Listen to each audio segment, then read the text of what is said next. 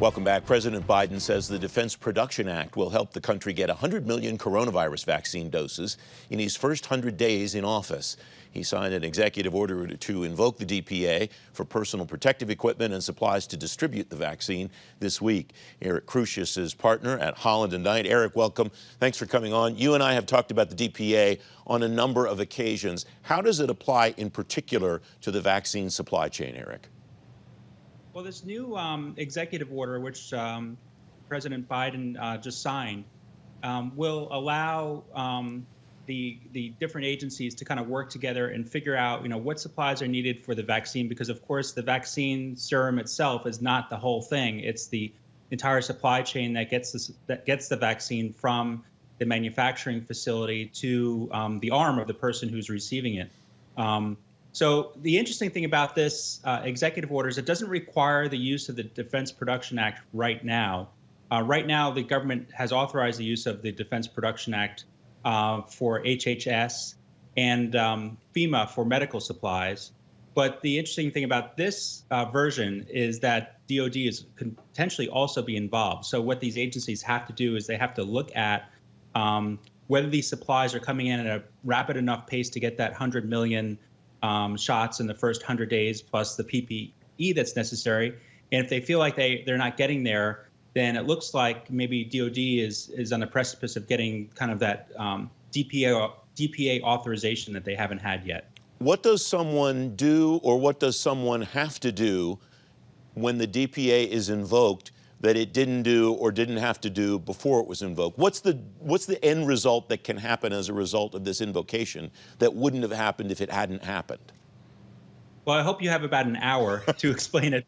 But really specifically from a very high level, the manufacturers basically have to kind of look at their supply chain and say, okay, we have this order from the government that's utilizing the DPA.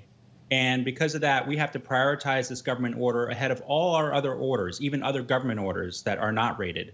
So that's the first thing that has to happen. There are other aspects of the DPA which are more kind of severe, for lack of a better term, where the government can come in and say, okay, we're going to kind of commandeer this manufacturing facility and you have to make X instead. Of course, the contractors that are subject to this have to be compensated for this based on market rates. But those are kind of like the two basic things that you could see the DPA being used for in this instance. And the contractors have to kind of flow that all the way down their supply chain. So subcontractors and folks who never do business with the federal government could be subject to these orders. Are there guardrails around this in any way? I recall the DPA being invoked to produce ventilators. The Trump administration made a big deal about the companies that would be making ventilators, and within several months we had ventilators sitting around that weren't really being used, reports of that at least. What keeps the companies from making things that wind up not being needed, or is that not their problem? Is it just their problem to do what the government tells them in this case? Francis, it's pretty much the latter. You kind of have to do what the government tells you to do. I mean, the good news for the companies is once the government tells you to do it, you're getting compensated for those things that you're being told to do. So, the contractors do have that advantage. And on top of that, let's say they push back on a commercial order that they've had to do X or to manufacture X because they're doing this DPA order, and that commercial customer has now sued the manufacturer because they haven't produced on time. The government will step in and kind of give you, or essentially the courts will kind of give you a right to use that DPA contract as a defense, as an absolute defense for missing those deadlines.